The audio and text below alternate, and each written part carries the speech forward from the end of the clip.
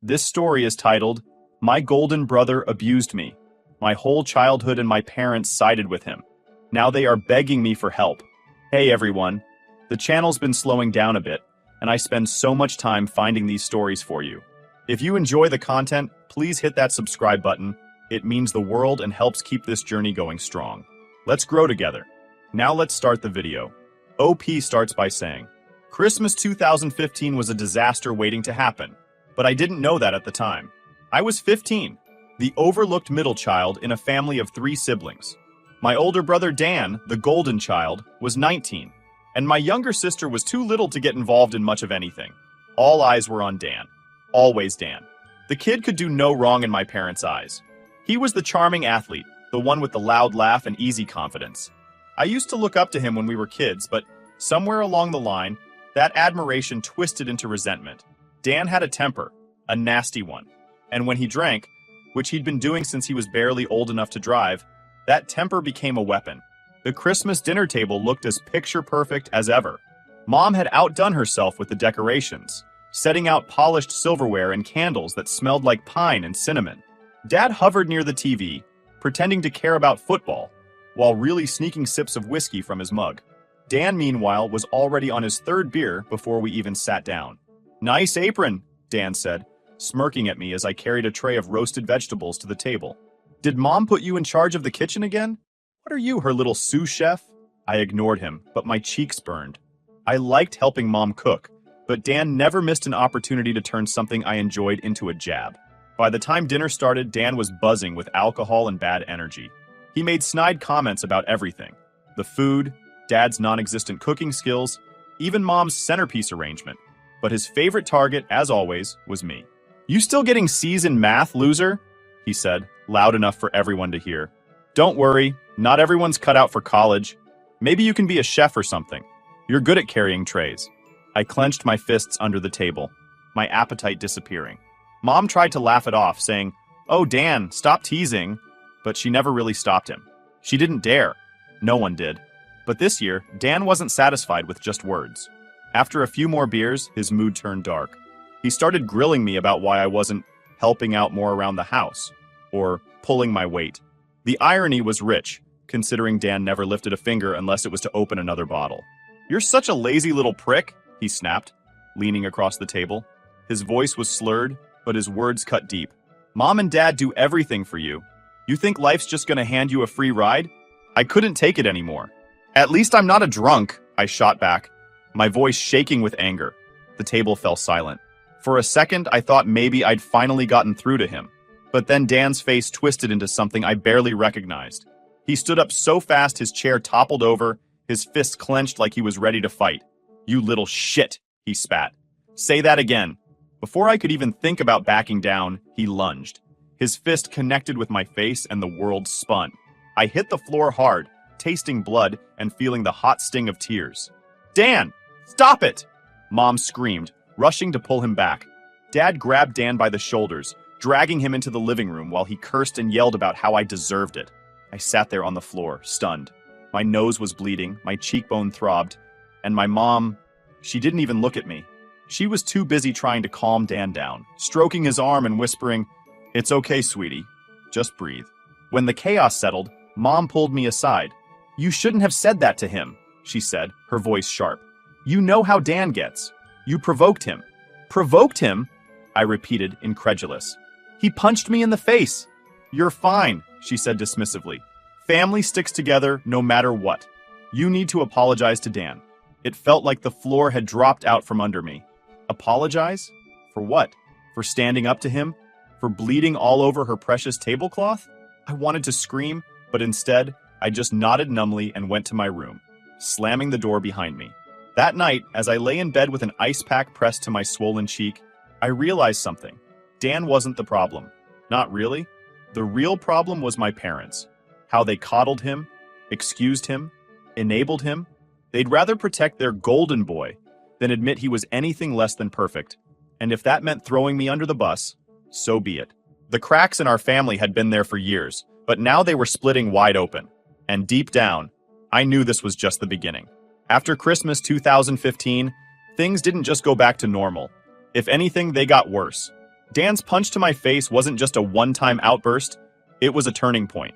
From then on, it felt like he had complete license to treat me however he wanted. And my parents?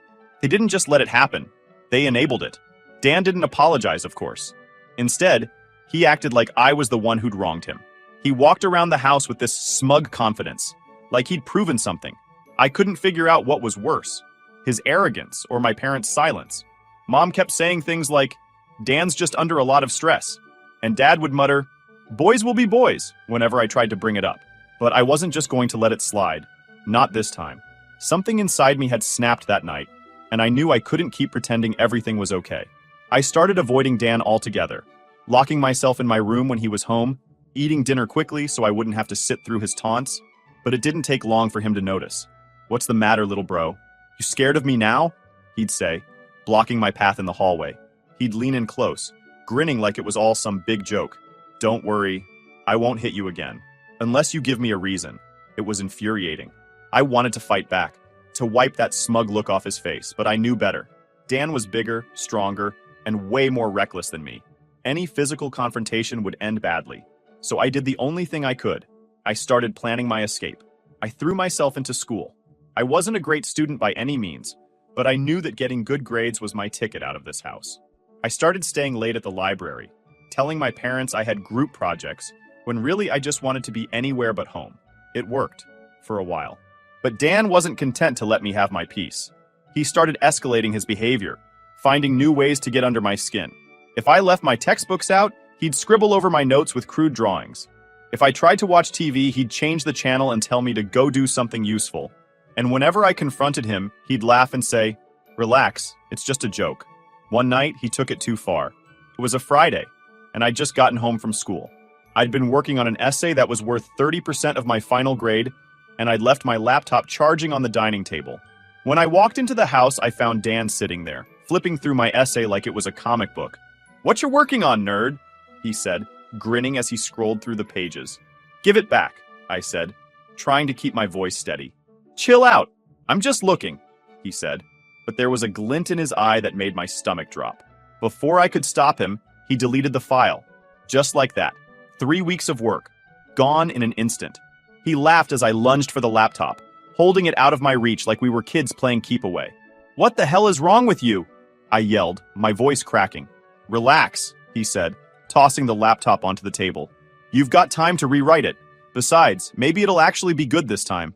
I wanted to scream, to hit him, to do anything that would wipe that smug look off his face. But I knew it wouldn't matter. Dan always got away with everything, and this time would be no different. I stormed upstairs and slammed the door to my room, shaking with rage. I could hear my parents downstairs asking Dan what had happened. His response? "Oh, he's just being dramatic." And they believed him. Of course they did. When I tried to tell them what he'd done, my mom sighed and said, "You need to stop letting him get to you. He's your brother. You should be able to handle a little teasing." Teasing! That's what she called it. That night, I made a decision. I wasn't going to wait until college to get out of this house. I needed to leave, and I needed to do it soon. I started looking for part-time jobs, saving every penny I could. I didn't care where I went. I just needed to get as far away from Dan as possible. But leaving wasn't going to be enough. I wanted revenge. Not the petty, impulsive kind, but something that would actually hurt him. Something that would make him feel the way he'd made me feel all these years. Powerless, humiliated, and completely alone. I didn't have a plan yet, but I knew one thing for sure. Dan's reign of terror wasn't going to last forever. And when it all came crashing down, I was going to make damn sure I wasn't there to pick up the pieces. By the spring of 2016, the tension in the house was unbearable.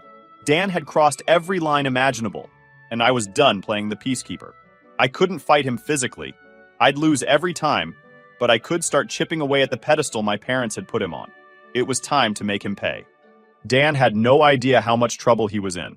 He was too busy coasting through life on his charm and my parents' unwavering support.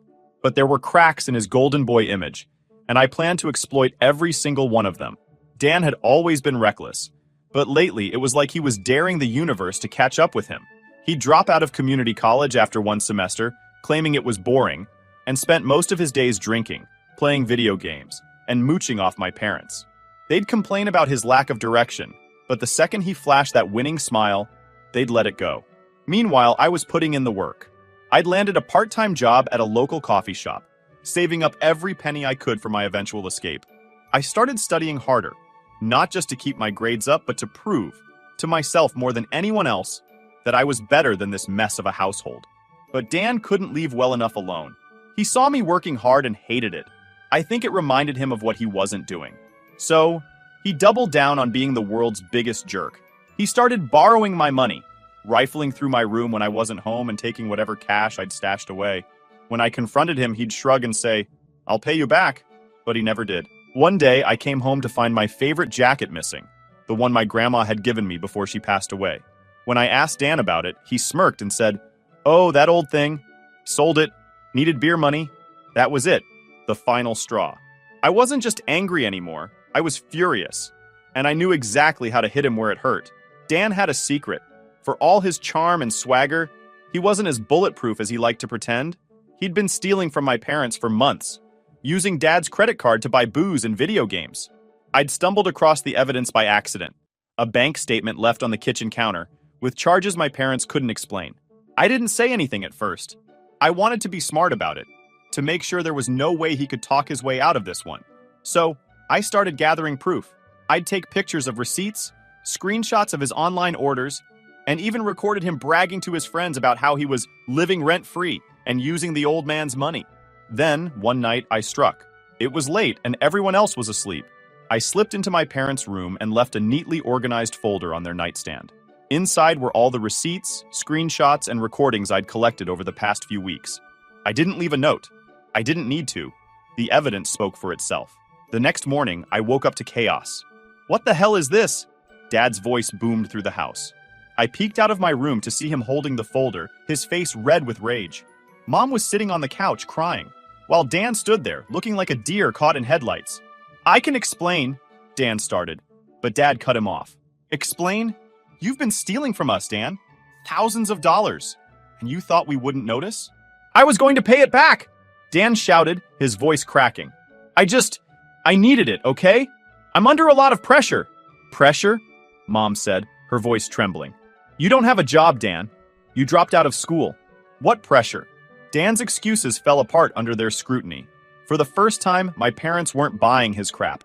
I stayed in my room, listening to the shouting match unfold, a small smile creeping across my face. Dan's punishment wasn't as severe as I'd hoped. My parents couldn't bring themselves to kick him out. But they did cut him off financially. No more free rides, no more credit card handouts. He was furious, of course, but there was nothing he could do about it. He'd finally been exposed for the fraud he was. But Dan wasn't just mad at my parents. He was livid with me. He knew somehow that I'd been the one to rat him out. He didn't have proof, but he didn't need it. From that day on, he made it his mission to make my life hell. He'd blast music late at night when I was trying to study. He'd accidentally break my stuff. My headphones, my phone charger, even my alarm clock. He'd spread rumors about me at school, calling me a snitch and a mommy's boy. It hurt, sure, but it didn't matter. I'd already won. Because while Dan was spiraling, I was getting ready to leave. By the end of the school year, I had enough money saved up to move out. I found a small apartment with a couple of roommates, close enough to school, but far enough away from Dan and my parents. When I told them I was leaving, Mom cried, saying, "You don't have to go, we can work this out." But I'd made up my mind. "I need space," I told her. "This isn't healthy, for any of us." Dan didn't say a word when I left. He just glared at me from the corner of the room. His jaw clenched so tight I thought his teeth might crack. I could see the hatred in his eyes, but I didn't care. Let him hate me. I was free. I'd been out of the house for nearly a year when Dan's life began to unravel. At first, I only heard bits and pieces through mutual acquaintances or the occasional message from my mom. But the more I learned, the more it became clear. Dan's golden boy charm was wearing thin, and reality was finally catching up with him. When I moved out, I thought I'd feel relief immediately, like a huge weight had been lifted off my shoulders. And in some ways, I did. No more taunts, no more stolen money, no more feeling like I was invisible in my own home. But there was still a part of me that was waiting to see if Dan would finally face the consequences of his actions. At first, it didn't seem like much had changed. Dan still lived at home, freeloading off my parents and barely holding down a part-time job at a local hardware store. Mom would text me now and then, telling me how hard Dan was trying and how he was just figuring things out. I ignored her. I wasn't interested in her excuses anymore. Then, one day, I got a call from my dad. He got fired, Dad said, his voice heavy. Apparently, he showed up late one too many times and they had enough. I didn't say much. Just a polite, "Oh, that's too bad." But inside, I was grinning. Dan losing his job felt like poetic justice. Just one more crack in his carefully curated facade. But it didn't stop there. Over the next few months, things went from bad to worse. Dan started drinking even more, blowing what little money he had on booze and nights out with his equally useless friends. He'd come home late, stumbling through the door and waking up the whole house. Mom and Dad were at their wits' end, but they still couldn't bring themselves to kick him out. "He just needs some support," Mom said during one of her calls. "He's going through a rough patch." "Sounds like a self-inflicted rough patch," I replied, not bothering to hide my disdain. The real turning point came when Dan got into legal trouble. He and a couple of his friends had been out drinking when they decided it'd be a good idea to drive to another bar. One thing led to another, and they ended up in a minor car accident. No one was seriously hurt, but Dan was arrested for driving under the influence. When I heard the news, I wasn't surprised. If anything, I was surprised it hadn't happened sooner. What did surprise me was the phone call I got from my mom later that night. "We need your help," she said, her voice shaky. "Dan's in jail, and we can't afford to bail him out." I almost laughed out loud. "You're asking me to help Dan? Seriously? He's your brother," she said, the guilt thick in her tone. "Family sticks together." That phrase, "family sticks together," made my blood boil. How many times had she said that to me, only to turn around and defend Dan's behavior? How many times had I been told to suck it up, to apologize, to keep the peace, while Dan got away with everything? "Sorry, Mom," I said, my voice icy, "but I'm not interested in sticking together anymore." She tried to argue, but I hung up before she could finish. I wasn't going to let her guilt trip me into cleaning up Dan's mess. Not this time. A few days later, I got an unexpected visitor. I was sitting in my apartment, enjoying a rare day off, when there was a knock at the door. When I opened it, there he was. Dan, looking more disheveled than I'd ever seen him. His hair was a mess, his clothes were wrinkled, and there was a desperation in his eyes that almost made me feel sorry for him. Almost. "Hey," he said, shifting uncomfortably. "Can I come in?" I crossed my arms, leaning against the doorframe. "What do you want?" He sighed, running a hand through his hair. "Look, I screwed up, okay? I need help." Hearing him admit he'd screwed up was almost satisfying. Almost. But it wasn't enough to erase years of torment. "You're going to have to be more specific," I said, keeping my tone cold. "What kind of help are you looking for?" He hesitated, glancing down at the floor. "I need money. Just enough to get back on my feet. I swear I'll pay you back." I laughed, a sharp, bitter sound that made him flinch. "You want my help? After everything you've done to me?" "That was a long time ago," he said quickly. "I was a dumb kid. I didn't know any better." "Bullshit," I snapped. "You knew exactly what you were doing. And now you want me to bail you out? Not a chance." Dan's face twisted in frustration. "Come on, man. I'm your brother. Were you thinking about that when you stole my money? Or when you deleted my essay? When you punched me in the face?" I stepped closer, my voice rising. "You don't get to play the family card now, Dan. You burned that bridge a long time ago." He opened his mouth to argue, but I slammed the door in his face before he could get a word out. That was the last time I saw Dan in person. Mom called me a few days later, begging me to reconsider, but I stood my ground. "If you want to keep enabling him, that's your choice," I said, "but don't expect me to clean up his mess." From what I heard, Dan eventually got bailed out, probably by my parents, who drained their savings to cover his legal fees. But the fallout from his arrest was severe. His reputation was ruined, his friends abandoned him, and he couldn't hold down a job to save his life. Meanwhile, I was thriving. I'd landed a promotion at work, started dating someone amazing, and finally felt like I was in control of my life. Dan's misery didn't consume me the way it once might have, but there was a certain satisfaction in knowing that he was finally facing the consequences of his actions. The moment I closed the door in Dan's face, I felt an overwhelming sense of liberation. It wasn't just about denying him the help he so desperately needed, it was about reclaiming my power. For years, I'd been the target of his cruelty, the scapegoat in my family's twisted dynamics. But now, the tables had turned, and it was my turn to watch him flounder. Life after cutting Dan out was better than I could have ever imagined. For the first time, I didn't feel the weight of my family's dysfunction hanging over me. I threw myself into work, where my dedication started paying off in ways I hadn't anticipated. My manager noticed my efforts and offered me a promotion, complete with a pay bump and more responsibilities. I didn't just take the job, I excelled at it. Outside of work, my personal life was thriving too. I'd started dating someone incredible, someone who didn't just tolerate my past, but encouraged me to grow beyond it. We moved in together after a few months, transforming my modest apartment into a home filled with warmth and laughter. Something I'd never had growing up. Dan's name rarely came up in conversation, but every so often, I'd get updates from mutual acquaintances or occasionally my mom. She'd call to tell me about how hard things were for Dan, hoping, I'm sure, to guilt me into helping him. "He's your brother," she'd say, her voice full of that familiar mixture of pleading and disappointment. "And?" I'd reply coldly, "He made his bed. Let him lie in it." I wasn't about to let her drag me back into their chaos. I'd worked too hard to escape it, and I wasn't going to throw it all away for someone who had never once shown me an ounce of kindness. While my life was on the upswing, Dan's was heading in the opposite direction. Losing his job had been just the beginning. After his DUI, he'd become a pariah, even among his so-called friends. His drinking got worse, and without a steady income, he started borrowing, or rather, demanding money from my parents. At first, they gave in. Mom couldn't bear to see her golden boy struggle, and Dad, as always, went along with whatever she wanted.